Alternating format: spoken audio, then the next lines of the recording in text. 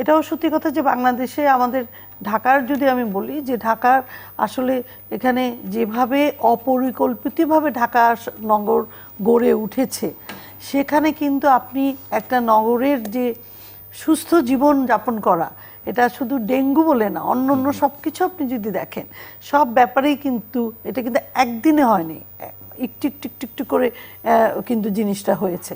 তো সেই জন্য নগর পরিকল্পনাটা সবসময় অত্যন্ত প্রয়োজনীয়। আর উত্তরে তো একটা আমাদের ঘাটতি গেছে, কারণ একটা সময় কিন্তু মেয়র শূন্যও ছিল। আমাদের প্রয়াত আনিস ভাই মারা যাওয়ার পরে বেশ কিছুদিন কিন্তু মেয়র পদটা কিন্তু খালি ছিল। তো সেখানেও আমার মনে হয় যে ব্যবস্থাপনায় জায়গায় যে ঘাটতিটা হয়েছে, আর নাগরিককেও অনেক সচেতন হতে হবে। তবে এটা সত্যি কথা, ডেঙ্গুটা হওয়ার পরে আমি যেহেতু সাংসদ, আমি বলতে পারি আমরা কিন্তু সংসদ থেকে, আমরা স্পিকার মহোদয়ের থেকে, আমাদের চিফ হুইপের কাছ থেকে আমরা কিন্তু সারাক্ষণ SMS পেয়েছি, আমাদেরকে ডাকা হয়েছে, আমাদের কিন্তু সারাক্ষণ বলা হয়েছে যে জনগণকে যেন এটার ব্যাপারে আমরা কিভাবে সম্পৃক্ত করে এটাকে আমরা প্রতিরোধ করতে পারি।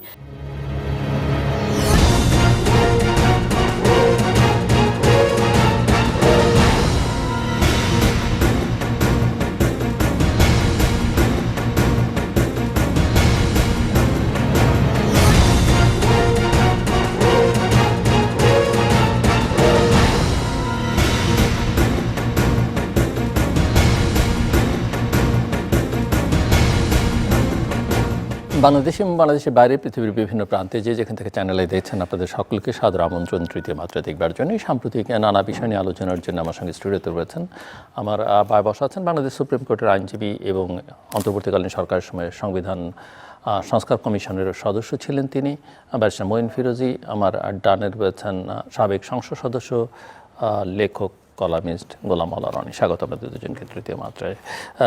প্রথমে একটু আপনাদের কাছ থেকে প্রতিক্রিয়া শুনতে চাইব। বাংলাদেশের প্রধানমন্ত্রী প্রথমবারের মতো প্রধানমন্ত্রী হওয়ার পরে বিদেশ সফরে গেলেন, প্রথমে মালয়েশিয়া এবং সেখান থেকে চীনে যাচ্ছেন। সো বর্তমান ভূ রাজনীতির বাস্তবতা এবং সামগ্রিক বিবেচনা থেকে এই সফর দুটোকে কীভাবে দেখছেন আপনারা? ব্যারিস্টার মঈন ফিরোজী। আপনাকে ধন্যবাদ, আপনার মাধ্যমে দর্শকদের ধন্যবাদ। আমাদের বিশেষ করে মিডল ইস্টের এই ক্রাইসিস এখন একটা পর্যায়ে চলে এসছে যেখান থেকে হয়তো আমরা এই ক্রাইসিসটা থেকে বেরিয়ে আসার সুযোগ তৈরি হয়েছে। সেই সময় এই সফরটা বহুমাত্রিক, এটার একটা ইম্প্যাক্ট আছে আমাদের, বিশেষ করে এই সাউথ ইস্ট এশিয়া এই অঞ্চলের কনটেক্সটে। মাননীয় প্রধানমন্ত্রী প্রথম সফর হিসেবে মালয়েশিয়াকে বেছে নেওয়ার কিছু প্র্যাকটিক্যাল ইমপ্লিকেশন, আমি যদি আমার যেটা আন্ডারস্ট্যান্ডিং সেটা হলো, আমাদের শ্রমবাজার যেটা মালয়েশিয়ায় ওপেন হওয়ার সুযোগ আছে, এই শ্রমবাজারটা প্রপারলি যদি আমরা এক্সপ্লয়েট করতে পারি তাহলে আমাদের এমপ্লয়মেন্ট রিলেটেড যে ইস্যুসগুলো আছে সেখানে এটা একটা বড় ইম্প্যাক্ট হবে। অ্যাট দ্য সেম টাইম মালয়েশিয়ার সাথে আমাদের দ্বিপাক্ষিক অনেক ব্যবসায়িক সম্পর্ক তৈরি হচ্ছে। রিসেন্টলি সেমিকন্ডাক্টর ইন্ডাস্ট্রিতেও মালয়েশিয়া বড় ইনভেস্টর হিসেবে এসছে। সো আমরা সেখানে একটা বড় এক্সচেঞ্জের সুযোগ দেখছি। মালয়েশিয়ান সফরটা আমি অনেকটা ব্যবসায়িক কনটেক্সটেই দেখছি, কিন্তু চায়না সফরের গুরুত্বটা আমার কাছে মনে হয় এটা শুধুমাত্র মানে ব্যবসায়িক বা এইসব বিষয় না, এখানে একটা বিরাট রাজনৈতিক বিষয় জড়িত।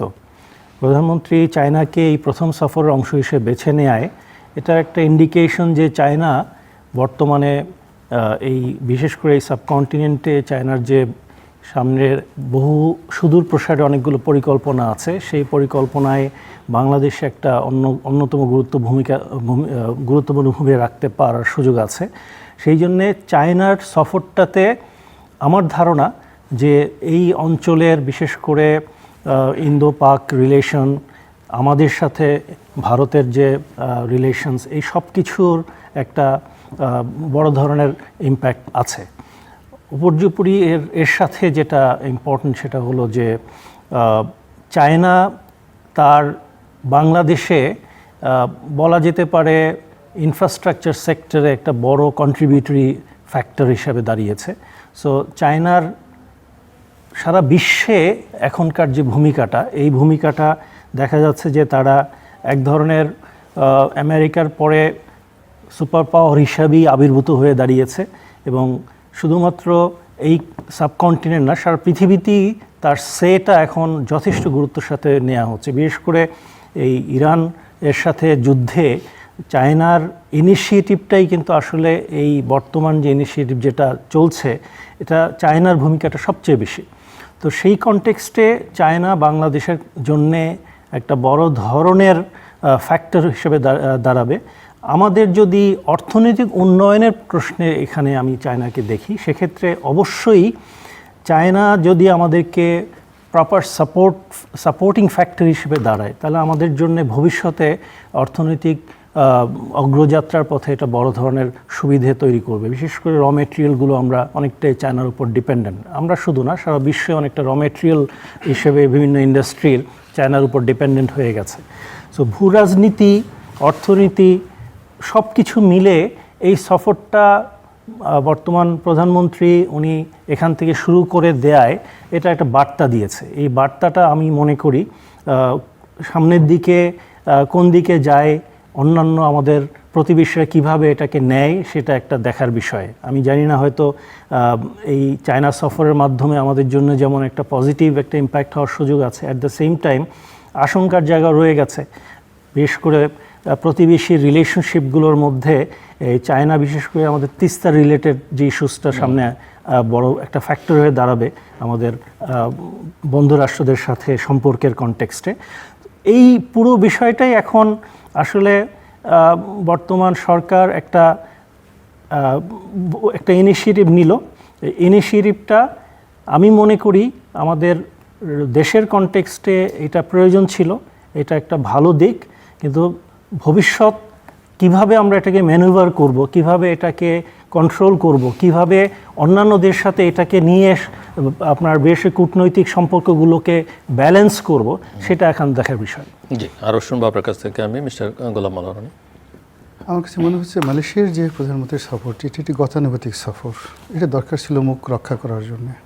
4 মাস হয়ে গেল প্রধানমন্ত্রী হয়ে গেছেন, কোনো দেশ থেকে আহ্বান এলো না, কেউ ডাকলো না, কোনো বিদেশি রাষ্ট্র। এই কথা ঠিক না। ইন্ডিয়া একদম শপথ নেওয়ার পরপরই চিঠি দিয়ে আমন্ত্রণ জানিয়েছে, মালয়েশিয়া থেকে, চীন থেকে আমন্ত্রণ এসেছে, মানে টেলিফোন করে ওনাকে সস্ত্রীক সেখানে যেতে বলেছে। এটা মালয়েশিয়াটা না, ইন্ডিয়াতে না, ইন্ডিয়াটা চিঠিও দিয়েছে। ওই তো চিঠিও দিয়েছে, সস্ত্রীক মোদী সাহেব যেতে বলেছেন। কিন্তু পরবর্তীতে সেই রিলেশনটা ওই পর্যায়ে আসেনি।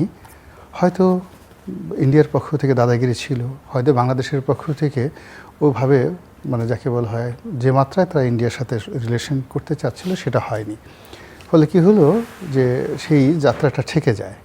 অন্যদিকে সাধারণত আমাদের দেশে যেটা হয় যে বিভিন্ন ইন্টারন্যাশনাল কনফারেন্সে আমাদের যেমন সাবেক যিনি তত্ত্বাবধায়ক প্রধান ছিলেন, ইন্টারিম প্রধান ছিলেন, উনি তো 16 মাসে 17টা বিদেশ সফর করেছেন।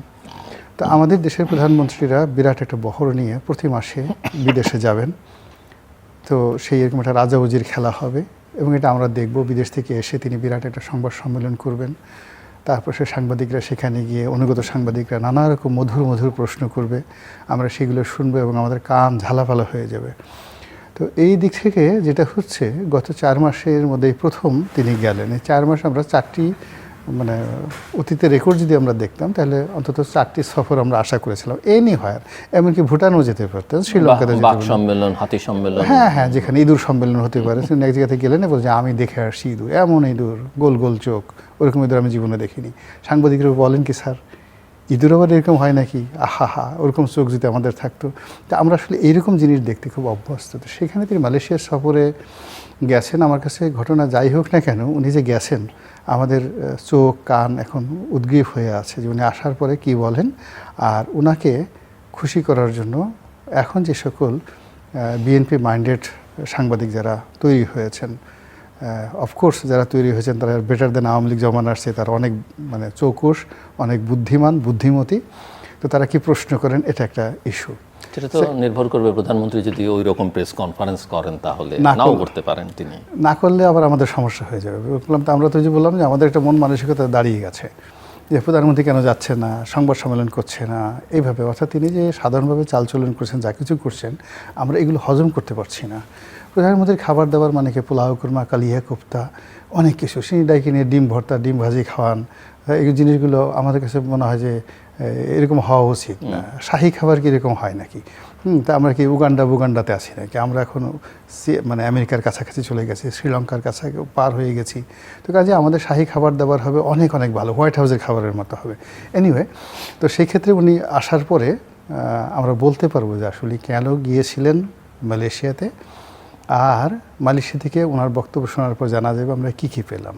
কার্যত যেহেতু আমি ট্রেড অ্যান্ড কমার্সের সঙ্গে আছি, মালয়েশিয়ার সঙ্গে শ্রম বাজার ছাড়া আমাদের তেমন কিছু নেই। আমাদের ইম্পোর্ট খুব অল্প মালয়েশিয়া থেকে, এখন এক্সপোর্ট আরও অল্প। আর মালয়েশিয়া এখন এই মুহূর্তে যে কান্ট্রি হিসেবে তারাই বিশ্বের বিভিন্ন দেশ থেকে তাদের দেশে পিপিপির আন্ডারে বিভিন্ন দেশ থেকে তারা ইনভেস্টমেন্ট এখনও দে আর রিকোয়ারিং। কিন্তু মালয়েশিয়ান কোনো এন্টারপ্রাইজ দেশের বাইরে গিয়ে বড় কিনে ইনভেস্টমেন্ট করে এরকম আপাতত আমার জানা নেই।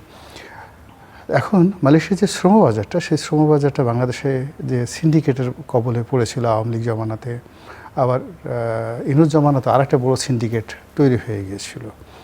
আবার এই জমানাতে গত 4 মাসে কিন্তু আলটিমেটলি একটা সিন্ডিকেট দাঁড়িয়ে গেছে। ফলে এই সিন্ডিকেটকে ওভারকাম করে মালয়েশিয়ার শ্রম বাজার খোলা, আবার সেই দেশের সরকারের যে টার্মস কন্ডিশন ফিল আপ করে এই সফরের মাধ্যমে সেটিকে একটা মিনিমাইজ করা, এটা যদি প্রধানমন্ত্রী করতে পারেন আমি মনে করি এটা একটা বিস্ময়কর সফলতা হবে শ্রম বাজারটা। বিকজ আপনি চিন্তা করেন যেটা সো প্রফিটেবল, লাভজনক, যে স্বয়ং মানে মালয়েশিয়ার প্রধানমন্ত্রী বাংলাদেশে চলে এসেছেন ডক্টর মোহাম্মদ ইউনূসের সঙ্গে দেখা করার জন্য। আর ডক্টর মোহাম্মদ ইউনূস ওই বাজারটাকে টার্গেট করে একটা ম্যান পাওয়ারের লাইসেন্স নিয়ে গেছেন। So it's not a matter of joke, অনেক বড় ব্যাপার যে স্বয়ং মানে ডক্টর ইউনূসের ম্যান পাওয়ার লাইসেন্স আছে। তো যতক্ষণ পর্যন্ত আনোয়ার ইব্রাহিম আছেন, যতক্ষণ পর্যন্ত ইউনূস আছেন, ফলে সেখানে তো ম্যান পাওয়ারের ব্যবসা শুরু হলে তাকে একটা শেয়ার দিতেই হবে। তো এগুলি নিয়ে অনেক জটিলতা আছে। কিন্তু আমি যেটা নিয়ে চিন্তা করছি, যেটা আমাদের ভাই মঈন ফিরোজী সাহেব বললেন যে চীনের সঙ্গে বাংলাদেশের যে সম্পর্কটি, সেই সম্পর্কটি ভালো হলে ভালো, কিন্তু যদি মন্দ হয়ে যায় তাহলে ওটা সম্ভবত আমরা হজম করতে পারবো না, দেশ হিসেবেও পারবো না। চীনের সঙ্গে সম্পর্ক খারাপ হওয়া না, ওখান থেকে যদি সফরের ফলাফলটা, মূল ব্যাপার হলো আমি যতটুকু জেনেছি, পড়েছি এবং গত কয়েক বছর যাবৎ দেখছি, চীনের সার্বিকভাবে তারা পলিটিক্যালি কোনো দেশের সঙ্গে ওইভাবে ইনভলভ হয় না। এক্সক্লুসিভলি তারা দুটো রাষ্ট্রের সঙ্গে হয়েছে। এক নম্বর হলো মায়ানমার এবং দ্বিতীয় হলো সেখানে নেপাল। ওঠানামার মধ্যে আছে। হ্যাঁ, নেপালের ইসের মধ্যে আছে। আর নর্থ কোরিয়ার সাথে তাদের হলো একটা স্ট্র্যাটেজিক, যেটাকে বলা হয় কৌশলগত পার্টনারশিপ, এইখানে মানে একে অপরের জন্য জীবন দিয়ে দেবে। তো সেখানে বাংলাদেশের সাথে যেহেতু মায়ানমারের একটা বিরাট সমস্যা, এবং মায়ানমারকে কেন্দ্র করে রীতিমতো যুদ্ধ চলছে, এবং সেই যুদ্ধের সঙ্গে আমেরিকা জড়িত, সেই যুদ্ধের সঙ্গে ভারত জড়িত, বাংলাদেশ জড়িত। মনস্তাত্ত্বিক যুদ্ধ বলা ভালো, নাহলে কনফিউজ হবে। না, মনস্তাত্ত্বিক যুদ্ধ কি, মানে বাংলাদেশ এটা জড়িত নয় কেন? বাংলাদেশ 12 লক্ষ লোক, 15 লক্ষ লোক বাংলাদেশে চলে আসছে। এখানে বাংলাদেশের ভিতরে ওদের হাজার হাজার লাখ লাখ অস্ত্র সেই রোহিঙ্গা ক্যাম্পের মধ্যে পুরো চুরাকারবারি হচ্ছে। ফলে এটা বাংলাদেশের যুদ্ধের চেয়ে তো একটা কঠিন একটা অবস্থা। ফলে এটা নিয়ে চীনের একটা মনস্তাত্ত্বিক সমস্যা আছে, ভারতেরও সমস্যা আছে, এবং ওখানে রোহিঙ্গার সমস্যা কেবলমাত্র যে বাংলাদেশকে ভোগাচ্ছে তা না, ভারতের মণিপুরকে ভোগাচ্ছে, পার্শ্ববর্তী রাষ্ট্র থাইল্যান্ডকে ভোগাচ্ছে, আমাদেরকে ভোগাচ্ছে, চীনকে ভোগাচ্ছে। এটা গেল একটা বিষয়। 2 নম্বর হলো যে এই সময়টাতে বাংলাদেশে ভারতের মানে সীমান্তে উত্তেজনা, আওয়ামী লীগকে নিয়ে জটিলতা, এবং এখানে ভারত যেভাবে বাংলাদেশের বিষয়গুলো হ্যান্ডেল করতে চাচ্ছে, সেই হ্যান্ডেল করার জন্য ওদের মিডিয়াগুলো, বিশেষ করে কলকাতা কেন্দ্রিক, দিল্লি কেন্দ্রিক যে সকল উস্কানি দিচ্ছে, কথাবার্তা বলছে, এগুলো বাংলাদেশে বসে আমরা শুনতেও পারছি না, বলতেও পারছি না। কিন্তু এটা এতটা অ্যালার্মিং যে কোনো প্রতিবেশী রাষ্ট্র, সীমান্তের পাশাপাশি ছোট বড় রাষ্ট্র, এটা ভারত বাংলাদেশের মতো রাষ্ট্রে এইরকম উত্তেজনা, এরকম কথাবার্তা, এরকম বিদ্বেষ, এরকম ঘৃণা এই মুহূর্তে অন্য কোনো সীমান্তে চলছে না। এমনকি ধরেন ইরানের সাথেও, ইরানের সাথে কাতারেরও কিন্তু এরকম যাকে বলে উত্তেজনাকর কথাবার্তা চলছে না, যুদ্ধ হচ্ছে, কিন্তু তারপরে সেখানে একটা যাকে বলা সীমান্ত বন্ধ হয়নি। কিন্তু আপনি ইভেন লেবানন এবং ইসরায়েলের মধ্যে সীমান্ত কিন্তু বন্ধ হয়নি, এখন পর্যন্ত সীমান্ত বন্ধ হয়নি, এখানে যুদ্ধ চলছে। কিন্তু আমাদের এই দেশের সীমান্ত বলতে গেলে বন্ধ করে দেওয়া হয়েছে, সেখানে পুশিনের মতো ঘটনা ঘটেছে। তো সেই অবস্থাতে প্রধানমন্ত্রী চীনে যাচ্ছেন। আমি চীনের সাথে একটা কৌশলগত সম্পর্কের ব্যাপারে দীর্ঘদিন যাবৎ আশাবাদী।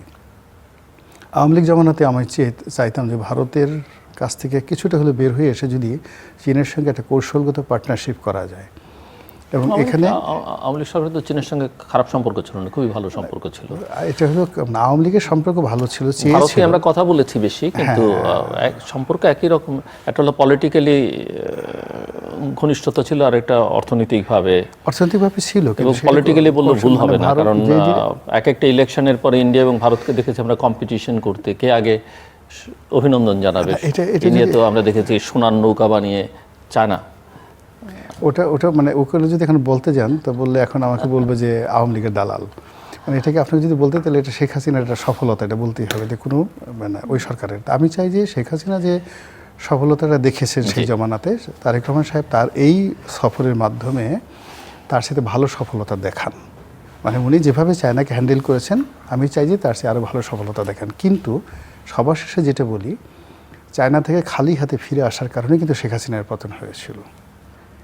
কাজেই উনি যে চায়নাতে যাচ্ছেন সেখানে ওনাকে কিছু নিয়ে আসতে হবে, এবং খালি হাতে যদি ওখান থেকে ফিরে আসেন, এখন বাংলাদেশের যে অবস্থা এটা উনি সামাল দিতে পারবেন না। আপনার এই জায়গায় আমি আবার আসছি, আপনার কথা শুনতে যে নিয়ে আসার কথা হচ্ছে, আমরা শুনছি যে 15 থেকে 17টির মতো চুক্তি বা সমঝোতা স্মারক স্বাক্ষরিত হবে, এবং আপনি বলছিলেন যে একদিকে এটা একটা পজিটিভ দিক, যদি ওনার ভাষায় নিয়ে আসা যায়, কিছু করা যায়, এবং অর্থনৈতিকভাবে আমরা একটু নানান বিনিয়োগ বা নানা প্রকল্পে তাদের অর্থায়ন যদি আমরা নিশ্চিত করতে পারি, এটা যেমন একটা ইতিবাচক দিক।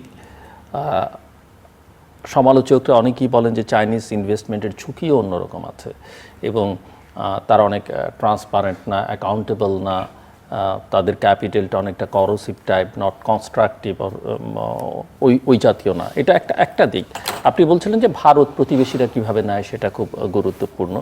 কিন্তু একই সঙ্গে যদি আমরা গত কয়েক মাস ধরে যে আলোচনাটা করছি যে যুক্তরাষ্ট্রের সঙ্গে বাণিজ্য চুক্তি, এবং এই চুক্তি অনুযায়ী অন্যান্য দেশের সঙ্গে চুক্তি করলে নানা সমস্যা হতে পারে, এবং যেসব জিনিস আমরা কেনাকাটার কথা বলছি সেখানে ওই এআরটি যদি বিবেচনায় নিই, তাহলে ওই চুক্তির শর্ত লঙ্ঘিত হবে বলে অনেকেই মনে করছেন। আবার আপনি জানেন যে 2025-এ যুক্তরাষ্ট্র আরেকটা অ্যাক্ট করেছে, থিঙ্ক টুয়াইস অ্যাক্ট।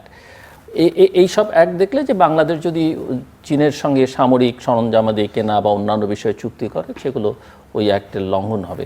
এটা কিভাবে বাংলাদেশ সামাল দেবে? একই সঙ্গে ভারতের ইস্যুটাও আছে, এবং ভারত যুক্তরাষ্ট্রের মধ্যে কখনো কখনো টানাপোড়েন সাম্প্রতিককালে আমরা দেখি, কিন্তু এই ইস্যুতে তারা সবাই মিলে কিভাবে দেখে। অন্যদিকে ইউরোপও আবার খুব একটা যে সন্তুষ্ট, ইউরোপিয়ানরা চাইনিজদের সঙ্গে এই ডিলে, সেটাও বলা যাচ্ছে না। এবং আমাদের বাজার বলি, অর্থনৈতিক সম্পর্ক বলি, সেগুলো আবার ইউরোপ এবং যুক্তরাষ্ট্রের সঙ্গে অনেক বেশি। আবার ভারতের সঙ্গে সম্পর্কের ক্ষেত্রে যেটা দেখা যাচ্ছে যে ইন্টারিম গভর্নমেন্টের সময় সম্পর্কটা একেবারেই তলানিতে ছিল, কিন্তু এখনো পর্যন্ত আমরা ইলেকশনের পরপর দেখলাম যে ওই যে অভিনন্দনের কথা বললাম, চিঠির কথা বললাম, ভারতীয় প্রধানমন্ত্রীর টুইটের কথা, বা প্রধানমন্ত্রী বেগম জিয়া যখন মারা গেলেন তখন জয়শঙ্করের ঢাকায় আসা, সব কিছু মিলে মনে হচ্ছিল যে একটা ভালো সম্পর্কের দিকে যাচ্ছে। কিন্তু সাম্প্রতিককালে পুশিন, ডক্টর জাহেদকে কেন্দ্র করে যেগুলো হলো, সেগুলো আবার অন্য বার্তা দিচ্ছে। সো সব মিলিয়ে এক ধরনের মানে সেই প্যাসিফিকে তাকাই আর বে অফ বেঙ্গলে তাকাই সংকটটা কিন্তু অনেকেই মনে করছেন যেটা আসলে গভীর, যদি এত বেশি টিল্টেড টু চায়না হয়ে যায়। আমি একটু ভিন্ন প্রসঙ্গে এই বিষয়টাকে অ্যাড্রেস করি, সেটা হলো, এবং সেটা বাংলাদেশ সামাল দিতে পারবে কি না, মানে বা উনি যেভাবে বলছেন যে পলিটিক্যালি কতখানি প্রোটেকশন একটা গভর্নমেন্টকে চায়না দিতে পারবে বা দিতে চাইবে। গুরুত্বপূর্ণ কয়েকটা প্যারাডাইম শিফট আছে। একটা হচ্ছে চায়না অতীতে যে কোনো জায়গায় যখন এসছে, অনেকটা অর্থনৈতিক শক্তি হিসাবে এসছে, অর্থনৈতিক সাপোর্ট সিস্টেম হিসাবে এসছে। চায়না শ্রীলঙ্কা, বাংলাদেশ, এরকম সাবকন্টিনেন্টের শুধু না, বিভিন্ন দেশে তাদের অবস্থানটা তৈরি করেছে ইনফ্রাস্ট্রাকচার সাপোর্টগুলোতে, এবং এটা ওই দেশের জন্য কিছু ক্ষেত্রে আশীর্বাদ, কিছু ক্ষেত্রে এটা একটা ঝামেলাও হয়েছে। বিশেষ করে যে কোম্পানিগুলো, বিশেষ করে চায়না যখন একটা দেশে ইনভেস্ট করে, সেখানে তাদের রাষ্ট্রীয় প্রতিষ্ঠানগুলো যায়, সেই রাষ্ট্রীয় প্রতিষ্ঠানগুলো কিভাবে ডিল করে তার উপর একটা নির্ভর করে। আমাদের দেশে অনেকগুলো চাইনিজ রাষ্ট্রীয় প্রতিষ্ঠান কাজ করছে, বেসরকারি সেক্টরেও কাজ করছে। এখন বর্তমান প্রেক্ষাপটটা এই শুধু ইনভেস্টমেন্ট এবং ফাইন্যান্সিয়াল এরিয়া নিয়ে না, চায়না এখন একটা সুপার পাওয়ার রোলে যাচ্ছে, বিশেষ করে এই ইরান ওয়ারের পরে এটা আরও এক্সপোজড হয়ে গেছে। চায়নার এখন কিন্তু এই সাবকন্টিনেন্টে এক ধরনের, আমি বলবো যে মোড়লগিরির একটা প্ল্যানিং আছে বেল্ট অ্যান্ড রোড ইনিশিয়েটিভের প্রেক্ষাপটে, বিশেষ করে এই সাউথ এশিয়া এবং ইন্দো পাক এই পুরো রিজিয়নটাকে, বিশেষ করে আপনি দেখবেন ইরানের সাথে যে অ্যালায়েন্সটা পাকিস্তান এবং চায়নার একটা যৌথ প্রযোজনা। এখানে রাশিয়া এবং চায়না মিলে পাকিস্তানের সাথে এই পুরো প্রসেসে ইনভলভড। এরপরে ইন্ডিয়ার সাথে তাদের ইকুয়েশনটা অনেক জটিল একটা পর্যায়ে কিন্তু ধীরে ধীরে এগিয়েছে। চায়না কিন্তু এখন আর শুধুমাত্র অর্থনৈতিক শক্তি হিসাবে সাবকন্টিনেন্টে ভূমিকা রাখছে না, তাদের এখানে বড় নজর আছে, রাজনৈতিক প্রেক্ষাপটেও কিন্তু তাদের একটা রোল প্লে করার ইন্টেনশন আছে বলে মনে হচ্ছে। সেই কনটেক্সটে আমরা যখন যাচ্ছি, সেখানে যদি শুধু বাইলেটারাল রিলেশন নিয়ে আমরা ভাবি, এটা আমাদের জন্য বুমেরাং হতে পারে। বাইলেটারাল রিলেশন অবভিয়াসলি ইম্পর্টেন্ট, কিন্তু বাইলেটারাল রিলেশনশিপের সাথে আমার মাল্টিল্যাটারাল যে প্রবলেমসগুলো, ইকুয়েশনসগুলো আছে, প্রবলেম না বলে ইকুয়েশনসগুলোর সাথে ব্যালেন্সিং ফ্যাক্টরটা ভেরি ক্রুশিয়াল। স্পেশালি ভারতের সাথে আমাদের রিলেশনশিপের যে জটিলতাটা আওয়ামী লীগ গভর্নমেন্ট যাওয়ার পর থেকে তৈরি হয়েছে, এটা আমার কাছে খুব বেশি বড় জটিলতা না, এটা আর একটা ইগো ইস্যুর মতো। বিশেষ করে ইন্টারিম গভর্নমেন্টের সাথে একটা বড় ধরনের ইগো সমস্যা ছিল। এই গভর্নমেন্ট কিন্তু ইলেকশনের আগে থেকেই এক ধরনের, আমি দেখেছি যে রিলেশনশিপ বিল্ড করার চেষ্টা করেছে। হয়তো 4 মাস খুব অল্প সময়, গ্র্যাজুয়ালি ভারতের সাথে সম্পর্কটা হয়তো আমরা দেখব পজিটিভ কিছু দিকে যাবে। ডক্টর জাহেদের ইস্যুটা আমি এটা আইসোলেটেড ইস্যু বলবো, এটা রাষ্ট্রীয় কোনো ইস্যু না।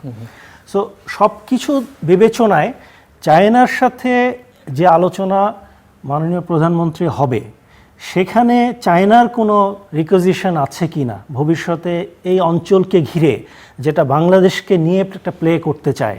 যেমন আমরা চায়নার রোলটাকে অনেক ক্ষেত্রে চাই এক ধরনের সহায়ক মায়ানমারের সাথে, এই বিশেষ করে রোহিঙ্গা সমস্যার সমাধানের জন্যে।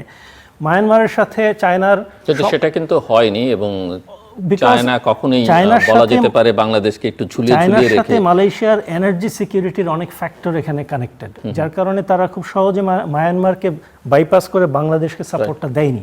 বাট এখন যেহেতু ভূ রাজনীতিটা শুধুমাত্র একটা দুটো দেশকে কেন্দ্র করে না, এবং আপনার একটা ভবিষ্যৎ প্ল্যানিং আছে বলে মনে হচ্ছে, এই অঞ্চলকে ঘিরে আপনি এক ধরনের রিজিয়নাল পাওয়ার হিসেবে রোল প্লে করতে চান, একদম হেজেমনিক পাওয়ার হিসেবে আসতে চান, যেটা ডেমনস্ট্রেটিভ না।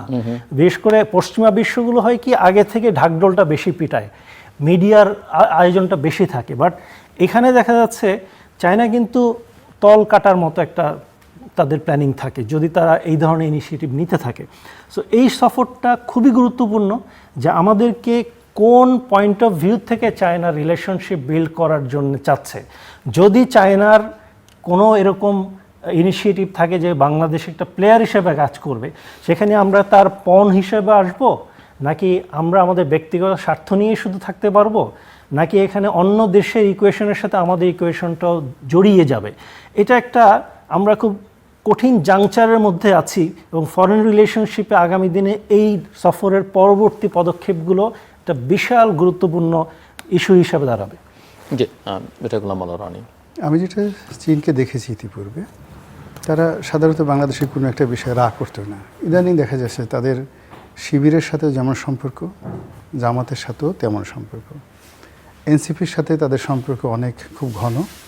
ছাত্রদল থেকে শুরু করে তারা আওয়ামী লীগ, যুবলীগ, ছাত্রলীগ, কাউকে কেউ বাদ নেই, কাউকে বাদ নেই, যাকে পাচ্ছে তাকে পাচ্ছে। এবং তারা সবার সঙ্গে, তারা যে ওখানে দিল্লিতে রেগুলার গিয়ে শেখ হাসিনার সাথে বৈঠক করছে না, সেই কথাও কিন্তু বলা যাচ্ছে না। তো এরকম একটা জটিল মস্তিষ্কের, জটিল চরিত্রের, এবং যেটাকে বলা হয় যে কুল ব্রেইনে, তারা আলটিমেটলি দক্ষিণ পূর্ব এশিয়াতে তাদের যে অর্থনৈতিক সাম্রাজ্যবাদ, just like East India company, তো সেটা তারা আলটিমেটলি প্রতিষ্ঠিত করে ফেলেছে। এবং আমরা চায়নার যে জালের মধ্যে আমাদের প্রাইভেট সেক্টর এবং পাবলিক সেক্টর, তাদের যে ফাইন্যান্সিয়াল নেটের মধ্যে আমরা পড়ে গেছি, এখান থেকে আসলে বের হওয়া মানে আগামী 2, 4, 20, 30 বছর, 40 বছর একেবারেই সম্ভব নয়। বরং এইগুলোকে আপনি যেরকম ধরেন আমাদের এক্সপ্রেসওয়ে, আমাদের পদ্মা সেতু, আমাদের অন্যান্য যেগুলো চাইনিজ ফান্ডে হয়েছে, এখন এটার এক্সটেনশন যে প্রজেক্টগুলো, এখানে তো জাপান টাকা দেবে না, এখানে অন্য কেউ টাকা দেবে না, এখানে প্রযুক্তি থেকে শুরু করে সব কিছু এগুলোকে টানতে হলে তাদের কাছে যেতে হবে। আবার আমরা যদি অসমাপ্ত অবস্থায় এখানে রেখে দেই তাহলে টোটাল প্রজেক্টগুলো আমাদের দেশের জন্য একটা লায়াবিলিটিস হয়ে যাবে। তো সব মিলিয়ে তারা আমাদেরকে একটা অর্থনীতির নেটের মধ্যে, জালের মধ্যে ফেলে দিয়েছে।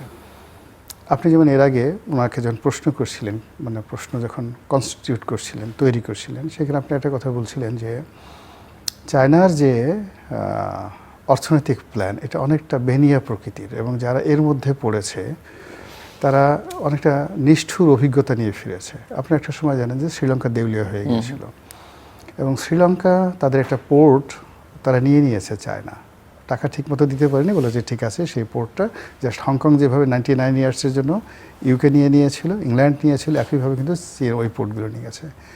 পুরো তাদের জালের মধ্যে তারা পাকিস্তানকে এমনভাবে ঋণগ্রস্ত করে ফেলেছে, সেই গনিমিয়া, কৃষক গনিমিয়ার মতো। পাকিস্তানের কোনো সাধ্য নেই, পুরো আমেরিকা যদি বিক্রি করে এখন পাকিস্তানে দেওয়া হয়, তবু তারা চীনের সেই যে ঋণের মধ্যে ঢুকে গেছে, সেই ঋণের মধ্যে থেকে বের হওয়া সম্ভব নয়। তারা টাকা দেয় অনেক ক্ষেত্রে লুটপাট করার জন্য, তারা টাকা দেয় অনেক ক্ষেত্রে দুর্নীতি করার জন্য, এবং চীনের অনেকগুলো রাষ্ট্রীয় প্রতিষ্ঠান রয়েছে যারা কোনো একটা দেশে গিয়ে সেই দেশের পুরো সিস্টেমটাকে করাপ্ট করে দেয়। আমার নিজের একটা অভিজ্ঞতা বলি, চীনের একটা কোম্পানি আছে চীনা যেন সিনো হাইড্রো। এই সিনো হাইড্রো যে কোম্পানিটা, এটি মূলত যাকে বলা হয় কাজ করে হলো তাদের ওই ওখানে যে সমস্ত রিভার মরফোলজির যে সমস্ত কাজগুলো রয়েছে, নদীর স্রোত প্রবাহিত করা, অন্যদিকে ওখান থেকে মানে নদীর স্রোত, নদীর কারের হাইড্রো নামটা যেহেতু আছে, এই কাজগুলো করে। এই কোম্পানিটিকে বাংলাদেশে কাজ দেওয়া হলো এই ঢাকা চিটাগাং হাইওয়ের জন্য, এবং সেই কাজের সেই মানে সাইনো হাইড্রো সেই কোম্পানির বাংলাদেশের এজেন্ট সম্ভবত মানে আওয়ামী লীগ সরকারের একজন সাবেক মন্ত্রী। আমরা যখন যোগাযোগ মন্ত্রণালয়ে ছিলাম তখন আমরা সেখানে গিয়ে দেখে আমি অবাক হয়ে গেলাম যে আর এই কোম্পানি কী করে রোড অ্যান্ড হাইওয়ে নির্মাণ করে। আসে গেল যেটা দেখলাম যে এই যে ঢাকা চট্টগ্রাম হাইওয়ে অন্তত পক্ষে 20 থেকে 25 বার আওয়ামী লীগ জমানাতে এটা শুধুমাত্র প্রকল্পের মেয়াদ বৃদ্ধি করা হয়েছে, ভ্যালু বৃদ্ধি করা হয়েছে, এবং 4 গুণ 5 গুণ 10 গুণ এই কাজগুলো করা হয়েছে। তো কাজই ধরেন এরকম কাজ তারা সবসময় করে। প্রধানমন্ত্রী একটা বক্তব্য বলছিলেন যে তার মাথায় আসছে না, আমার মাথায় আসছে না, এবং আপনি যদি যান সম্ভবত আপনার মাথায় আসবে না। সেটা হলো প্রায় 30 বা 35 বা 40 হাজার কোটি টাকা খরচ করে চট্টগ্রামে কর্ণফুলী নদীর ভিতর দিয়ে একটা ট্যানেল তৈরি করা হয়েছে। ভালো কথা। ট্যানেলের ওই পাশে বিশাল এলাকা জুড়ে অনেকগুলো রিসোর্ট করা হয়েছে, 5 স্টার রিসোর্ট, একর সম্পূর্ণ খালি পড়ে আছে, যেগুলো প্রায় 1000 কোটি টাকা সেখানে ব্যয় করা হয়েছে। তো আপনি তো এই টানেলটা করলেন যেটার ভ্যালু নেই, এবং বলা হচ্ছে যে আগামীতে চাইনিজ উপারে গিয়ে চাইনিজ প্রকল্পে তখন ওই জিনিসগুলো কর্ণফুলী নদীর নিচ দিয়ে আসবে, এই জন্য অ্যাডভান্স সেটা করে রাখা হয়েছে। আচ্ছা, ভবিষ্যতে ওখানে থাকবে কারা? ওখানে প্রাইম মিনিস্টার থাকবে, তার জন্য কিন্তু ওখানে ওরকম একটা ভিভিআইপি প্রকল্প আছে। এইভাবে চায়না করে কি তাদের বিভিন্ন প্রজেক্টে এইভাবে তারা অপব্যয় করে। তো সেটার কারণে কি হলো যে শেখ হাসিনার জামানাতে যে সিন্ডিকেটটা ছিল, সেই সিন্ডিকেটের সঙ্গে চীনের যে সিন্ডিকেট সরকারি বেসরকারি তাদের একটা দারুণ মরম সম্পর্ক ছিল। চীনা কমিউনিস্ট পার্টি থেকে শুরু করে প্রেসিডেন্ট শি, এবং ওখানে পেতে পেতে পেতে পেতে তারা এমন একটা অবস্থা হয়ে গেল, তারা চাইলো যে এখানে তারা একটা রাজনৈতিক আধিপত্য বিস্তার করবে, এবং সেই রাজনৈতিক আধিপত্য যখন তারা পারলো না, তখন কিন্তু তারা কৌশলে এই চায়নাই কিন্তু এই রোহিঙ্গা সমস্যাটা তৈরি করেছে ওই সময়টাতে। এবং এই রোহিঙ্গা সমস্যাটা পরবর্তীতে এখানে কি হলো, আমেরিকা এখানে যুক্ত হয়েছে, কিন্তু ইট ওয়াজ ইনিশিয়েট বাই দ্য চায়না। আর এখন তো এটা পুরো রিজিয়নের একটা প্রবলেম হয়ে গেছে। এখন বাংলাদেশের বাস্তবতা হলো আর চায়নার বাস্তবতা হলো, চায়না এখানে কি চাচ্ছে। চায়না প্রথমত বাংলাদেশকে কেন্দ্র করে বে অফ বেঙ্গলে তাদের সাবমেরিনগুলো অনায়াসে নির্বিবাদে আমাদের সাথে কৌশলগত একটা সম্পর্ক থাকবে, এবং এখানে চায়না এবং পাকিস্তানের সাবমেরিনগুলো এখানে মহড়া দেবে। No America, no Bharat. এবং এটা তারা করবে, সব কিছু তারাই করবে, কিন্তু আমাদেরকে এটার জন্য একটা প্ল্যাটফর্ম তৈরি করে দিতে হবে। সেই প্ল্যাটফর্মটা তারা চাচ্ছে, বাংলা কথা। 2 নম্বর হলো যে এখানে তারা কিছুগুলো ইন্ডাস্ট্রি করতে চাচ্ছে, সেটা সেমিকন্ডাক্টর বলেন, বন্য যে ইন্ডাস্ট্রিগুলো করতে চাচ্ছেন, এবং সেইগুলো তারা করতে চাচ্ছে দুটো এলাকাকে কেন্দ্র করে। একটা হলো কক্সবাজারে, আর একটা হলো উত্তরবঙ্গে, কুড়িগ্রাম, নীলফামারী, এই সমস্ত এলাকাতে। এই জন্য তারা কয়েকটা হাসপাতাল করবে, 8 থেকে 10টা হাসপাতাল করবে, এবং সেই হাসপাতালের পাশে তিস্তা ব্যারেজ করবে। সেই তিস্তা ব্যারেজের পাশে আবার এশিয়ার বৃহত্তম বিমানবন্দর, মানে সামরিক মিলিটারি বিমানবন্দর তারা করবে উত্তরবঙ্গে। এটা তাদের নেগোসিয়েশনের জন্য প্রাথমিক তাদের বক্তব্য। আচ্ছা, এখন সমস্যাটা কি? চায়নার সাথে আমাদের সমস্যাটা কি? চায়নার সাথে সমস্যা হলো যে আমরা যে বিপুল পরিমাণ দুটো ঋণ আছে আমাদের, একটা হলো সরকারের ঋণ আর একটা প্রাইভেট ঋণ। আমাদের দেশে অনেকগুলো প্রাইভেট কোম্পানি আছে যারা আমাদের যে লোকাল ব্যাংকের, বাংলাদেশ ব্যাংকের, তাদের গ্যারান্টির অ্যাগেনস্টে চায়নার বিভিন্ন ব্যাংক থেকে তারা লোন নিয়েছে। এই গেল এক। 2 নম্বর হলো যে আমরা চায়না থেকে যে বিপুল পরিমাণে, এখন অলমোস্ট 46% আমাদের ইম্পোর্ট এখন চায়না থেকে আসছে।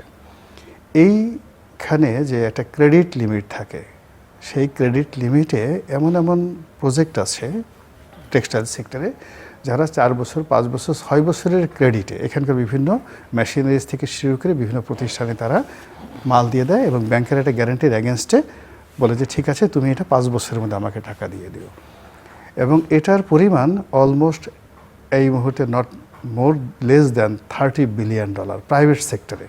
মানে বিভিন্ন ব্যাংকগুলো কাঁচামাল এনেছে, মেশিনারিজ এনেছে, তারপর শেষে এই মেশিনারিজ এনেছে ধরুন 5 বছর, 6 বছরের গ্যারান্টিতে, যেগুলো ডিও হয়ে আছে, কিন্তু ব্যাংকগুলো আমাদের যে কোনো কারণে আমরা সেই টাকাগুলো দিতে পারছি না। ফলে প্রাইভেট সেক্টর একটা লায়াবিলিটিস, প্রাইভেট সেক্টর একটা লায়াবিলিটিস। তো এই বিষয়গুলো জনাব তারেক রহমান সাহেব একেবারে নতুন ক্ষমতায় আসছেন, তার যে টিম, তাদের সে স্টাডি, আর যদি এখানে যারা এক্সপার্ট বিভিন্ন সময় করেছেন, তারা তো আওয়ামী লীগের লোকজন আগে যারা আছেন, তারা ওনাকে যদি কোঅপারেট না করে, তাহলে এই জায়গাগুলো নিয়ে যখন আলাপ আলোচনা, বিষয়গুলো একটা অস্বস্তিকর পরিবেশ তৈরি হবে। তারপরে তারা যে জিনিসটা চাচ্ছে সেটা হলো যে এখানে ভারতের যে 7 সিস্টারকে কেন্দ্র করে 2001 থেকে 2006 সালে চীনের যে তৎপরতাটা ছিল, ফ্র্যাঙ্কলি স্পিকিং, যে 10টা অস্ত্র মামলার যে ঘটনা ছিল, আসামের যে উলফাদের ঘটনা ছিল, ওই রকম একটা পরিবেশ তারা আবার চাচ্ছে। একেবারে এর বাইরে কোনো কথা নেই। এখন এটা আমেরিকাও অ্যালাউ করবে না, এটা যাকে বলা হয় ইন্ডিয়াও অ্যালাউ করবে না। এবং যখন এই ব্যাপারে কোনো কথাবার্তা হবে না, তখন ওইভাবে যেমন শেখ হাসিনাকে বসিয়ে রেখে, মিটিংয়ে বসিয়ে রেখে মিস্টার শি জিনপিং তিনি উঠে গিয়েছিলেন, যার জন্য একদিন মানে যাকে বলা হয় মানে নির্ধারিত দিনের একদিন আগেই তিনি আসছেন। তখন আপনাদের মনে আছে কি না, আমি ফেসবুক স্ট্যাটাসে বলেছিলাম যে প্রধানমন্ত্রী, আপনি ওখানে অপমান হয়ে আসছেন, আপনি দোহাই আপনার, এবার আপনি সংবাদ সম্মেলন করেন না, আপনার মুখ দিয়ে বেফাস কথা বের হয়ে যাবে। এবং ওখান থেকে তিনি এসে সংবাদ সম্মেলন করলেন, এবং সেইখান থেকে ওই রাজাকারের নাতিপুতি শব্দটা বের হয়ে আসলো। তো রাষ্ট্রীয় পর্যায়ে যখন প্রধানমন্ত্রী যদি গ্রাউন্ড ওয়ার্ক না থাকে, তার সাথে যদি টিম না থাকে, তার মধ্যে যদি ডিটারমিনেশন না থাকে, এখানে গিয়ে তাকে যদি যেতে হয় চায়নার সঙ্গে, জাস্ট লাইক মালদ্বীপ যেটা করেছে, নরেন্দ্র মোদী তার সাথে দেখা করার জন্য আসছে, প্রেসিডেন্ট চলে গেছে, তাকে রেখে সোজা চীনে গিয়ে বসে আছে। তো ওই রকম মানে মালদ্বীপের মতো, নেপালের মতো, শ্রীলঙ্কার মতো, এমনকি মায়ানমারের মতো যদি বাংলাদেশ আসলে খুবই অ্যারোগ্যান্ট হয়ে যে না, আমরা চায়নার সঙ্গে কৌশলগত রিলেশন করব, চায়না বাঁচলে আমরা বাঁচবো, আর চায়না মরলে আমরা মরবো, আমরা আর কাউকে চিনি না, তাহলে প্রধানমন্ত্রী ওখান থেকে যেটা আসবেন, তিনি সফল হলে পরিপূর্ণ সফল হবেন। আর তিনি যদি ব্যর্থ হন, অ্যাজ এ হোল চায়না সহ ব্যর্থ হবে। কিন্তু এখন যেটা হলো যে মাঝামাঝি ব্যস্ত দরিদ্রের মাঝামাঝি যে জায়গাতে হয়, ওটার যে এমনিতে আমাদের দেশে প্রচুর ইকোনমিক ভ্যাকুয়াম আছে, পলিটিক্যাল ভ্যাকুয়াম আছে, সে তার সঙ্গে যদি আবার এই ডিপ্লোম্যাটিক, চায়নার সঙ্গে যে ডিপ্লোম্যাটিক ভ্যাকুয়াম হয়, সেই ভ্যাকুয়ামটা এই মুহূর্তে বিএনপি সরকার, সংসদ, রাজনৈতিক দল, স্বয়ং প্রধানমন্ত্রী, তার টিম, সকলের জন্য it became a huge liabilities. So Moin Firoz, আপনি শুনছিলেন, এবং এটা তো আমরা ফরেন রিলেশনস নিয়ে আলোচনা করছি। অভ্যন্তরীণভাবে সরকার তার পারফরমেন্স 4 মাস গেল, কীরকম মনে হচ্ছে? অভ্যন্তরীণভাবে 4 মাস এগেইন, মানে আসলে 4 মাসটা যদি আমরা মানে টু আর্লি বলা, এখন আর সময় কিছুটা পেরিয়ে গেছে, ওটা বলা যায় না। তবে কয়েকটা বিষয়ে এখানে খুব সেন্সিটিভ কিছু বিষয় তৈরি হয়েছে, যেমন বাজেট নিয়ে আপনারা গত 1 সপ্তাহ অনেক আলোচনা করেছি, সারা দেশব্যাপী আলোচনা হচ্ছে। তো এটা সরকারের এই পার্টিকুলার ইস্যুটাতে নিয়ে আমার 2-1টা কথা, বেশি আমি লম্বা করব না। সেটা হলো বাজেটে বেশ কিছু আইডিয়াস এসছে, যে আইডিয়াসগুলো আসলে অনেক দীর্ঘমেয়াদী পরিকল্পনা না করে ইমপ্লিমেন্টেশন করা যায় না। আপনি ওয়েলফেয়ার স্টেটসের কনসেপ্ট নিয়ে বাজেট দিয়েছেন, কিন্তু ওয়েলফেয়ার স্টেটসের জন্য যে গ্রাউন্ড ওয়ার্কটা দরকার, যে পলিসি ফ্রেম দরকার, যে রিসোর্সেসগুলোকে আপনাকে রেডি করা দরকার, এবং বাস্তবে এটা ইমপ্লিমেন্ট করতে গেলে যে ফ্লো দরকার, যে ডেডিকেশন দরকার, ভেরি ইম্পর্টেন্ট। ওয়েলফেয়ার স্টেটসের সবচেয়ে বড় জায়গা হচ্ছে আপনি মানুষের উপকার করতে চাচ্ছেন, সেখানে তো আপনার ডেডিকেশনটা থাকতে হবে। এই dedicated man power and resources নিয়ে আমরা শুরু করিনি। আমরা বাজেট প্রণয়ন করেছি, অবশ্যই এটা একটা ভালো দিক, আমি এটাকে নেগেটিভলি নিয়ে এটাকে ক্রিটিসাইজ করছি না, বাট আমার কাছে মনে হচ্ছে যে এটা ঘোরার আগে গাড়িটা জুড়িয়ে দেওয়া হলো কিনা।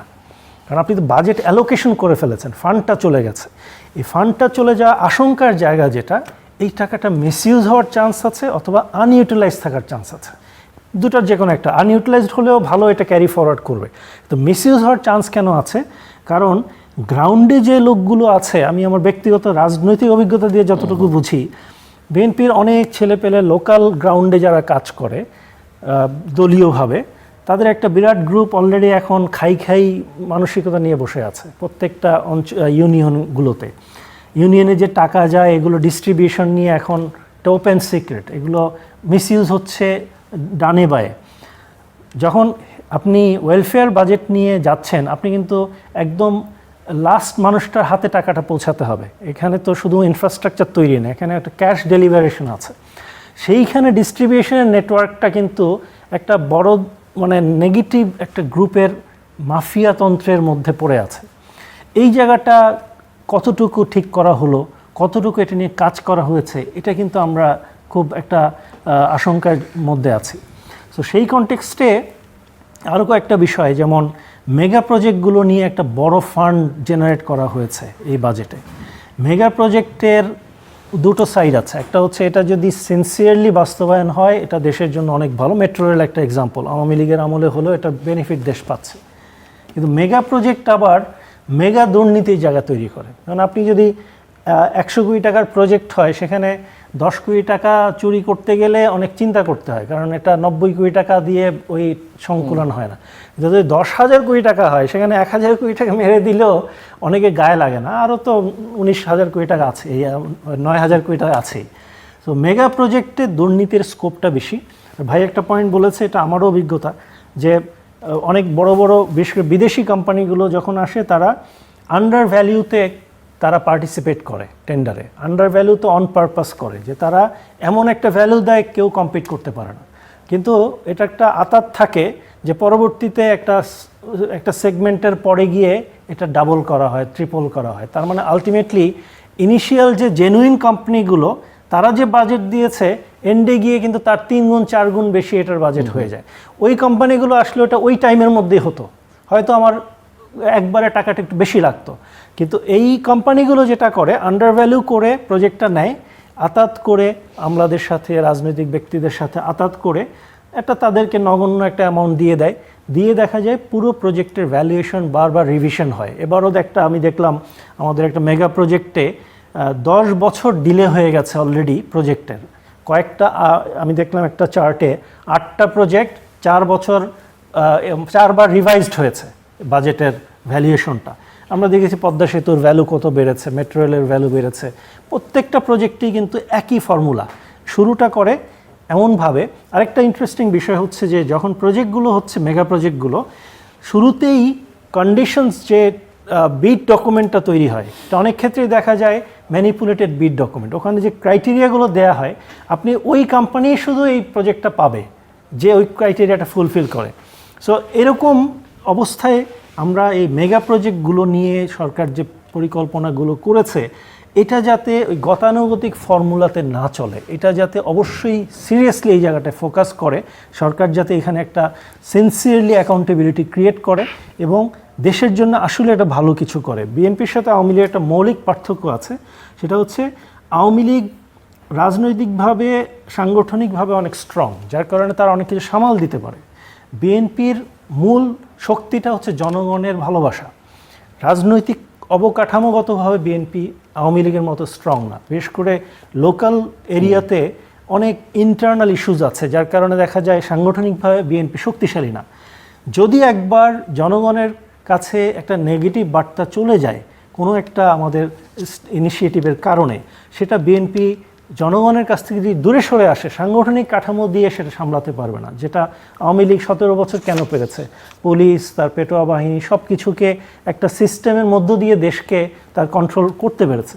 সো সেই জন্যে বাজেটের রেফারেন্স দিয়ে আমি কথাটা তুলেছি যে বিএনপিকে খুব সতর্কভাবে সামনের দিকে পদক্ষেপ নিতে হবে, যেটা একটা খুব, আমি যেটা শুরুতেই বলেছিলাম যে ওয়েলফেয়ার স্টেট কনসেপ্টে ওয়েলফেয়ার যে ফ্রেমওয়ার্কটা, এই ফ্রেমওয়ার্কটা রেডি করা দরকার ছিল। এই বছরের বাজেটটা হওয়া উচিত ছিল আরও সংকীর্ণ, ইনফ্রাস্ট্রাকচারাল সাইডটা আগে। যেমন একটা খুব ইম্পর্টেন্ট জায়গা হচ্ছে শিক্ষার ক্ষেত্রে গভর্নমেন্টের সর্বোচ্চ বাজেট। এটার চেয়ে ভালো কিছু হয় না, বিকজ শিক্ষা যদি ঠিক না হয় কোনো দেশের কোনো কিছুই ঠিক হবে না। কিন্তু শিক্ষার ক্ষেত্রে যে মাইলস্টোনগুলো দেয়া হয়েছে, যে বিষয়গুলো নিয়ে কাজ করার কথা বলা হয়েছে, বিশেষ করে কয়েকটা গুরুত্বপূর্ণ জায়গায় হাত দেওয়া হয়েছে, সেটা হচ্ছে কারিগরি শিক্ষার বিষয়টা। এবং শিক্ষাটাকে বলা হয়েছে যে এনজয়মেন্টের মাধ্যমে শিক্ষা করতে হবে। আর এনজয়মেন্টের মাধ্যমে শিক্ষা কারিকুলাম যেটা তৈরি হবে, যে লোকটাই শিক্ষাটা দেবে সেই তো এই কনসেপ্টের সাথে ফ্যামিলিয়ার না, তাকে তৈরি হতে হবে। তারপর আপনি রিসোর্সেস, ইনফ্রাস্ট্রাকচার এগুলোর উপরে মনোযোগ দিতেন নেক্সট ইয়ারে, বিকজ বাজেট আপনি 5 বছর মেয়াদি, এই যে পঞ্চবার্ষিক পরিকল্পনা কেন করা হয়, ফাইন্যান্স মিনিস্টার নিজেই পরিকল্পনা মন্ত্রী। সো আমি এটা এক্সপেক্ট করেছিলাম যে উনি এই বছরের বাজেটটাকে উনি আগামী 3 বছরের বাজেট প্রজেকশন নিয়ে করে উনি একটা স্টেপ নিতে পারতেন, পুরো ফান্ডিংটা একসাথে না করে, বিকজ এর হিউজ চাঙ্ক অফ মানি এখানে ইনভেস্ট হয়েছে। এবং এটা যদি জেনুইনলি এই টাকাটা স্পেন্ড করা হয়, এটা ওয়েস্ট হওয়ার সম্ভাবনা খুব বেশি। গোলাম আলা রানী, অভ্যন্তরীণভাবে সরকারের পারফরমেন্স আমি হতাশ। 2 নম্বর হতাশ মানে এর কারণ হলো যে মর্নিং শোজ দ্য ডে, যে কোনো অলওয়েজ না, সব সময় না, বেশিরভাগ ক্ষেত্রেই। এবং শুরুটা যেভাবে হয়, যে বোয়াল মাছটা জন্ম নেয় ও বোয়াল মাছ হিসেবে জন্মে না, ওই ট্যাংরা হিসেবে জন্ম নেয় না। জন্মের পরে সে জানান দেয় যে সে চেঙ্গিস খান হবে, জুলিয়াস সিজার হবে। আর জন্মেই বোঝা যায় যে বাদশা মানে ডাকু সাচ্চায়ে সাঁকো হবে, বাচ্চায়ে সাঁকো হবে। বাচ্চায়ে সাঁকো মানে আফগানিস্তানে হঠাৎ করে একজন সিসকে চোর, সেখান থেকে সে ডাকাত হলো, ডাকাত থেকে সে আফগানিস্তানের বাদশা হয়ে গেল, রাজা হয়ে গেল। দস্যু বাচ্চায়ে সাঁকো, খুব বিখ্যাত একটা কাহিনী আছে। তো সেক্ষেত্রে আসলে সরকার তার প্রথম দিন এর কর্মসূচি দিয়েই আমাদেরকে আশাবাদী হতে হবে। তো সেখানে আমরা যদি দেখি, সেখানে দৃষ্টিনন্দন অনেক কিছু, যেটা আমাদেরকে খুব একটা সিনেম্যাটিক জায়গাতে নিয়ে গেছে। প্রধানমন্ত্রী তার কথা, কর্ম অনাড়ম্বর, চিন্তা চেতনা অনাড়ম্বর, স্বাভাবিক, ব্যয়হীন, এগুলো আমাদেরকে খুব সিনেম্যাটিক জগতে নিয়ে গেছে। কিন্তু যদি আমি বাজেটের দিকে তাকাই, তাহলে বাজেটের দিকে তাকানোর পর আমার কাছে মনে হচ্ছে যে এই বাজেটটা আমাদের জন্য একটা ডিজাস্টার তৈরি করে ফেলবে। প্রথমত সরকারের 2টো মেজর প্রকল্প, আপনার সেই ফ্যামিলি কার্ড এবং খাল কাটা, বৃক্ষরোপণ কর্মসূচিতে অলমোস্ট 1 লাখ কোটি টাকার মতো তাদের এরকম মোরালেস বাজেট দেওয়া আছে।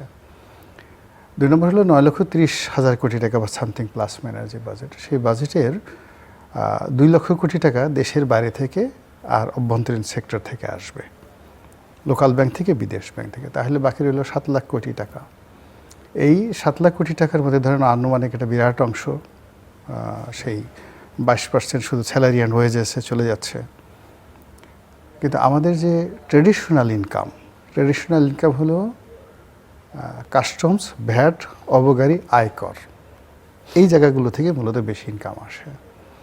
তো এই জায়গাতে যদি আমরা গত 3 বছরের অর্থাৎ ইনুস জমানার ইনকাম দেখি, সেই ইনকামের তুলনায় যদি আপনি এই বছর অর্থ বছর দেখেন, তাহলে পরিস্থিতি আরও খারাপ হয়েছে। মানে সরকারের যে টার্গেট, সেই টার্গেটের অর্ধেকও কিন্তু এই রাজস্ব খাত থেকে আমরা আয় করতে পারছি না। তাহলে আপনি ধরে নিন যে এখন যেভাবে ব্যবসা বাণিজ্য চলছে সাকুল্যে বড় জোরে, আপনি যদি জাতীয় রাজস্ব বোর্ডকে মেরেও ফেলেন, তারা Chattogram customs house, Benapole customs house, Dhaka custom house, আয়কর বিভাগ, ভ্যাট, এই জায়গা থেকে 3 লক্ষ কোটি টাকার বেশি আয় করতে পারবে না। আচ্ছা, 3 লক্ষ কোটি টাকা, তাহলে এটা হচ্ছে অর্ধেক। তারা এখানে টার্গেটে ধরে রাখছে 6 লক্ষ কোটি টাকা। বাকি টাকাটা তারা কিভাবে করছে, তারা কর নেট মানে জাল বৃদ্ধি করার চেষ্টা করছে। এখন বলা হচ্ছে যে আপনার একটা জমি আছে, সেই জমিটা আপনি ডেভেলপারকে দিবেন। এখন ডেভেলপারের কাছ থেকে আপনি যে টাকা নিলেন সে টাকা থেকে 15% আপনি আগের থেকে সরকার নিয়ে নিত। এখনও তো আবার এর সাথে আবার প্লাস করেছে যে আপনি যে অ্যাপার্টমেন্টগুলো পাবেন সেই প্রত্যেকটা অ্যাপার্টমেন্টের যে বাজার মূল্য আছে সেই বাজার মূল্যের উপর আপনাকে 15% ট্যাক্স দিতে হবে। তো আপনার যদি 10টা অ্যাপার্টমেন্টের জায়গায় 5টা অ্যাপার্টমেন্ট পান তাহলে একটা অ্যাপার্টমেন্ট বিক্রি করে আপনাকে সরকারের ট্যাক্স দিতে হবে। এখন এটা ভালো উদ্যোগ, নিঃসন্দেহে ভালো উদ্যোগ, সব কিছু ভালো উদ্যোগ, কিন্তু এটা ইমপ্লিমেন্ট করার ক্ষেত্রে এটা এই বর্তমানে এই জগতে এটা তো সম্ভব হবেই না, বরং যারা যারা এই ট্যাক্স পেয়ার এবং কালেক্টর তারা যদি এখানে কোঅপারেশন না করে তাহলে সরকারের এই একটা সিদ্ধান্তের কারণে ওখানে যতটুকু সফলতা ছিল সেটাও ব্যর্থতায় পর্যবেসিত হবে। অর্থাৎ ধরেন পুরো আবাসন সেক্টরটা যদি 1 বছর খালি স্টপ হয়ে থাকে, 1 বছর যদি স্টপ হয়ে থাকে, অ্যাটলিস্ট 2 লক্ষ থেকে 3 লক্ষ কোটি টাকার যে ব্যাংক ট্রানজাকশন এটা বন্ধ হয়ে যাবে, যে আমরা কোনো জমি ডেভেলপ করব না। তাহলে ওটার সাথে যত জিনিস আছে, তা এইভাবে ধরেন সম্পদ কর, এইভাবে অ্যাপার্টমেন্ট কর, আর অনেক কিছু এখানে ইমপ্লয়েডভাবে এই বাজেটের মধ্যে ঢুকিয়ে দেওয়া হয়েছে, যেখান থেকে সরকার আশা করছে যে তাদের অতিরিক্ত 2 লক্ষ কোটি টাকা এখান থেকে ট্যাক্স আসবে, যেটা সফল হওয়ার সম্ভাবনা মাত্র 5%। এর মধ্যে কি হলো দেখুন, ব্যবসা বাণিজ্যের অন্যান্য সমস্যা তো আছেই, কিন্তু সবচেয়ে বেশি সমস্যা দেখা দিয়েছে আইন শৃঙ্খলার অবনতি। মারাত্মকভাবে এটা একটা ডিজাস্টার হয়ে গেছে। আপনি দেখেন আওয়ামী লীগের একটা মিছিল হলো গাজীপুরের, সেখানে মিছিল থেকে পুলিশকে গালাগালি করে বলা হলো যে ধারের কাছে আসবি না, তুই করে একদম মেরে ফেলবো। আমার জিন্দেগিতে বিশ্বাস করেন কোনো দিন এই ধরনের কথা, পুলিশের একজন সাব ইন্সপেক্টর দাঁড়িয়ে আছে, তাদেরকে কমান্ড করে মিছিল থেকে এই ধরনের কথাবার্তা উচ্চারণ হয়েছে, এটা আমার আউট অফ ইমাজিনেশন। এই সাহসটা তো রাতারাতি আওয়ামী লীগ পায়নি। তারা গত 2 বছরে যে ঘটনাগুলো ঘটেছে সেই ঘটনার প্রেক্ষিতে কিন্তু এই পরিস্থিতি তৈরি হয়েছে। ফলে এই যে আইন শৃঙ্খলার যে উন্নতিটা না করে অবনতি হচ্ছে, এটা সরকারের যত অর্থনৈতিক প্ল্যান হোক না কেন সেই প্ল্যানগুলোকে নষ্ট করে দেবে। একটা ছোট্ট উদাহরণ দেব, উনি যেটা খুব যেটা বলার চেষ্টা করেছেন যে বা আমিনের মতো কাঁচা কাঁচা রাস্তাস, তো সেটাকে আমি আর একটু বাংলায় বলে দিই যেন পাবলিক বুঝতে পারে। সেটা হলো আপনি যে কোনো ভালো কাজ করবেন, এখন যার জন্য করবেন তাকে বুঝতে হবে যে আমার জন্য ভালো কাজটা করা হচ্ছে, আর যিনি করবেন সে কাজটি তার মধ্যে একটা ডিভোশন থাকবে, একটা ধর্মও থাকবে, একটা আবেগ থাকবে যে আমি রাষ্ট্রের জন্য, দলের জন্য একটা ভালো কাজ করছি।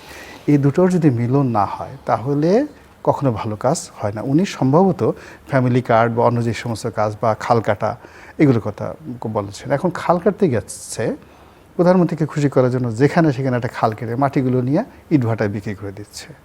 10টা হয়তো ভালো খাল কাটা হচ্ছে, কিন্তু 2টা জায়গাতে এই যে মাটি খেকো গ্রুপদের যে যন্ত্রণায়, সেই যন্ত্রণাতে সোশ্যাল মিডিয়াতে এই সরকারকে একটা মাটি খেকো সরকার বলা হচ্ছে। পদ্মা সেতুর ব্রিজের ওই যে পিলারের নিচ থেকে মাটি সরিয়ে নেওয়া হলো, কি জন্য? ইটভাটায় মাটি বিক্রি করতে হবে। বাংলাদেশে এটা পাগলও পাবেন না, এটা তেলাপোকাও পাবেন না যে এটার পক্ষে কথা বলবে। প্রত্যেকটা লোক এভাবে সরকারকে ভালো কাজগুলো নষ্ট করে দিতে। পার্লামেন্টে যেটা নিয়ে আলোচনা হচ্ছে, ফ্যামিলি কার্ড দেওয়ার কথা বলে এক মহিলাকে ডেকে নিয়ে ধর্ষণ করে ছেড়ে দিয়েছে 2000 টাকার জন্য। এখন এই যে ফ্যামিলি কার্ড দিয়েছে, কত মানুষ হয়তো উপকৃত হয়েছে, কিন্তু ওই যে একটা মানুষ দুর্বৃত্ত, দলের মধ্যে একটা দুর্বৃত্ত, সে একটা মহিলাকে নিয়ে এই ফ্যামিলি কার্ডের কথা বলে ধর্ষণ করে দিল। এটা সরকার কী করে সামাল দেবে? এটা তো ডে বাই ডে প্রচণ্ডভাবে বাড়ছে। খাল কাটার কথা বলে মাটি শেখ হাসিনা জমানাতে আশ্রয়ণ প্রকল্প হয়েছে, সেই আশ্রয়ণ প্রকল্পে পাগল থাকে, ভবঘুরে থাকে, সাধারণ মানুষ থাকে। এরকম বেশ কয়েকটা আশ্রয়ণ প্রকল্পের উপরে খাল কাটার মাটি ফেলে দিয়ে পুরো আশ্রয়ণ প্রকল্প মাটি চাপা দেওয়া হয়েছে। ওখানে কি হয়েছে, বাস্তবতা কেন হয়েছে, কি হয়েছে কারো জানি না, কিন্তু এই দৃশ্য যখন আসছে বা ওখানকার মানুষদের যখন আহাজারি সামাজিক মাধ্যমে চলে আসছে, সঙ্গে সঙ্গে এই যে প্রধানমন্ত্রী যত মিষ্টি কথা বলছেন, যত অনাড়ম্বর জীবনযাপন করছেন, যত স্বাভাবিক হওয়ার কথা চেষ্টা করছেন, সবাই কিন্তু এটাকে রিভার্সে নিয়ে যাচ্ছে। ফলে সরকারের যে সফলতা, সেই সফলতা দেখা গেল বিন্দু বিন্দু যেই জায়গাগুলোতে আছে, যে সবার কিন্তু দেখবেন পচা শামুকে পা কাটে। আমার কাছে যেটা মনে হচ্ছে যে সরকার এই সময়টাতে এমন কিছু কাজকর্ম করছে যেগুলো শুধুমাত্র তারা তালি পেতে চাচ্ছে। তারা চাচ্ছে যে তাদেরকে সবাই অতি মানব মনে করুক, মহামানব মনে করুক, এবং তারা অমরত্ব লাভ করবে। এই যে একজন প্রতিমন্ত্রী, সে তার 2টো ইউনিয়ন তার 2 সন্তানের নামে দিয়ে দিয়েছে। অনেক ঐতিহ্যবাহী গ্রামের যেগুলো অনেকগুলো সব বাতিল করার সিদ্ধান্ত ফার্স্ট থিং প্রধানমন্ত্রীর হলো যে নির্দেশে হচ্ছে। প্রধানমন্ত্রীর ব্যক্তিগত বন্ধু, ক্লাস ফ্রেন্ড বা বন্ধু, সে এই দুষ্কর্মের বুদ্ধি তার মাথায় আসবে কেন? 2 নম্বর হলো যে তাকে বলা হচ্ছে যে স্বরাষ্ট্রমন্ত্রী তাকে বলছে যে এই মুহূর্তে বাংলাদেশের সবচেয়ে পাওয়ারফুল মিনিস্টার। এটা তো ঠাট্টা, মস্কারা। প্রধানমন্ত্রীর বন্ধু যদি হয় কেউ, তার তো সবচেয়ে বিনয়ী হওয়া উচিত। এত বিনয় হওয়া উচিত যে প্রধানমন্ত্রীর চেয়ে তার বিনয়ী হওয়া উচিত, যে যেন বুঝতে না পারে যে আমার কারণে যেন প্রধানমন্ত্রীর কোনো দুর্নাম বদনাম না হয়। ফলে কি হচ্ছে যে একজন মীর শাহ আলমের কারণে প্রধানমন্ত্রী যতই অনাড়ম্বর জীবনযাপন করুন না কেন, তার পোর্ট্রেটটা ভেসে উঠতেছে এই প্রতিমন্ত্রীর ধমকের সঙ্গে। প্রতিমন্ত্রীর গোল গোল চোখের উপর তার পেশি, তো সে এক সময় হাফ প্যান্ট মানে হাফ হাতে গেঞ্জি পরে তার যে পেশি ঠেসি আছে এগুলো দেখাচ্ছে, অনেকটা জমিদারি ভাব হচ্ছে। তো এই জিনিসগুলো হয় কি যে ইটস এ নুইসেন্স, মানে it's not a major offence, it's a nuisance. এই নুইসেন্সগুলোই একেবারে রীতিমতো সরকারের শেষ পর্যায়ে এসে ওয়ার ক্রাইম হয়ে যায়। যেদিন ধরেন এস আলমের অভিযাত্রা হয়েছিল, সেদিন শেখ হাসিনা বুঝতেও পারেনি যে এই এস আলম তাকে ডুবাবে। কিংবা যেদিন আপনার সালমান এফ রহমানের অভিষেক হয়েছিল ছোট্ট একটা জায়গা থেকে, আমি তো নিজের সাক্ষী, সেই কি করলো, তার ভ্যাকসিমকোর বিওএল অনলাইনের একটা যাকে বলা হয় ফ্রি ইন্টারনেট কানেকশন দিয়ে দিল সুধা সদনে। এটার মাধ্যমে ওনার ওই উত্থান হলো ওখানে শেখ হাসিনার সাথে কানেক্টিভিটি। সেই থেকে দেখেন কোথায় এসে চলে গেছে। ফলে আজকে যে সকল রাহু হা করে এই সরকারকে গ্রাস করছে, এটার কোনোটাই কিন্তু নেগলিজেবল নয়। প্রত্যেকটা জিনিসে কগনিজেন্সে নিতে হবে। এবং এরাই আজকে মানে যেটাকে আপনি ছোট ছোট মাছ দেখছেন, এরাই 2 দিন পরে বোয়াল হবে, হাঙ্গর হবে, নীলতিমি হবে, কুমির হবে। এবং কুমির হয়ে আওয়ামী লীগকে খেতে পারবে না, জামাতকে খেতে পারবে না, এরা ওই নিজেদের লোকদেরকে খাবে। যে আমি আভ্যন্তরীণ বিষয়ে যেহেতু আমরা আলোচনায় আছি, আমি আমার কিছু ব্যক্তিগত সাজেশন সরকারের প্রতি এজ এ নাগরিক হিসাবে, সেটা হলো যে মাননীয় প্রধানমন্ত্রীর চিন্তাধারা, ওনার চালচলন, ওনার ভিশন দেশকে নিয়ে হচ্ছে বাংলাদেশকে উনি একটা স্বনির্ভর, প্রত্যেকটা মানুষ হাসি খুশি জীবন এবং প্রতিটা ঘরে একটা শান্তির সুবাস থাকবে, এরকম একটা পরিস্থিতি, শিক্ষা, স্বাস্থ্য থেকে শুরু করে সব কিছুতে উনি যে থিমগুলো নিয়েছে, বাজেটের যে আপনার প্রথম বয়ানটা আছে, বয়ানে বেশ কিছু চমৎকার বিষয় আছে, যে প্রত্যেকটা জিনিসেরই উদ্দেশ্য হচ্ছে যে প্রত্যেকটা পরিবার যাতে একটা সুন্দর সুষ্ঠু জীবন পায়, এই উদ্দেশ্যটা নিয়ে উনি ওনার কার্যক্রমগুলো শুরু করেছেন।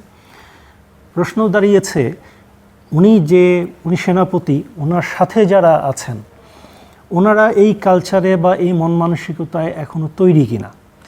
বিশেষ করে মন্ত্রী থেকে শুরু করে এমপি সাহেবেরা সবাইকে এই অ্যালাইনমেন্টে নিয়ে আসা ওনার চিন্তাধারার সাথে, এটার জন্যে একটা ওরিয়েন্টেশন খুব জরুরি। ওরিয়েন্টেশনটা নট নেসেসারিলি যে ক্লাস নিয়ে করতে হবে, এটা উনি ডেফিনেটলি ভালো জানেন কিভাবে ওনার মন্ত্রিসভাকে পরিচালনা করবেন। কিন্তু ব্যক্তিগতভাবে আমি যেটা মনে করি, একটা সমন্বয়হীনতা আছে।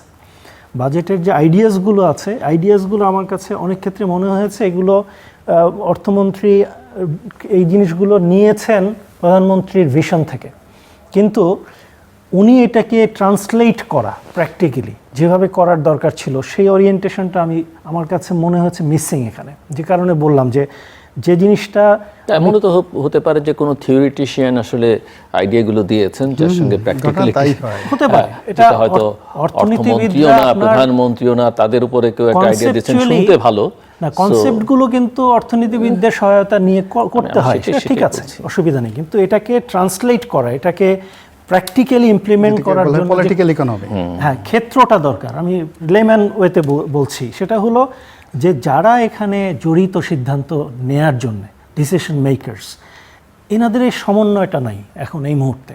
এখনও অনেকে ইউফোরিয়াতে আছে, ওখানে আমি ক্ষমতায় এসেছি, সরকার গঠন করেছি, এই ইউফোরিয়া থেকে বেরিয়ে জনগণকে ডেডিকেট করে কাজ করার মানসিকতা তৈরি করার জন্য প্রধানমন্ত্রীকে, তার টিমকে আগে উজ্জীবিত করতে হবে।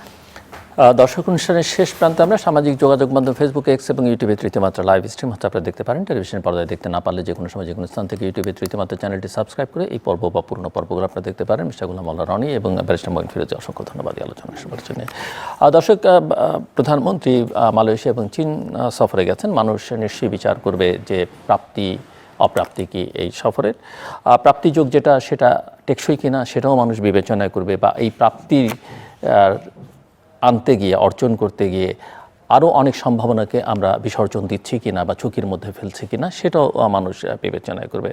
অভ্যন্তরীণভাবে বেশ কিছু প্রসঙ্গ ওনারা আলোচনার মধ্যে এনেছেন। একটা হচ্ছে যে আমার এক অতিথি বলছিলেন যে দল বা অন্যান্য স্টেট অ্যাপারেটাস এগুলো বিএনপির শক্তি নেই, বিএনপির শক্তি হচ্ছে জনগণ। তো জনগণের কাছে সরকারের দিক থেকে যে কোনো নেগেটিভ বার্তা যায় সেক্ষেত্রে কিন্তু সরকার বড় ঝুঁকির মধ্যে পড়ে যাবে। আরেক অতিথি বলছিলেন যে সরকার যা কিছু করছে জনগণ সেটা বুঝতে পারছে কিনা, যে এটা সরকার তাদের জন্য করছে সেটা অত্যন্ত গুরুত্বপূর্ণ। মানে আপনি যার উপকার করলেন তাকেও এটা বুঝতে পারতে হবে যে এটা আসলে আপনি জেনুইনলি করছেন, এখানে আপনার সিম্প্যাথি এমপ্যাথি সবই আছে, বা অন্য কোনো উদ্দেশ্যে করছে কিনা। এবং সব কথার মূল কথা যেটা তারা বলছেন যে এমন যেন একটা পরিস্থিতি তৈরি না হয় সরকারে যারা আছেন বা সরকার সংশ্লিষ্ট যারা তারা নিজেরাই নিজেদেরকে খেয়ে ফেলছেন। এবং এই জায়গাটিতে সবচেয়ে বড় সতর্ক বার্তা ওনারা উচ্চারণ করছেন সরকারের জন্য, ক্ষমতাসীন দলের জন্য এবং বিশেষ করে সরকার প্রধানের জন্য। আমাদের সঙ্গে থাকবার জন্য অসংখ্য ধন্যবাদ। আপনাদের সবার জন্য শুভকামনা।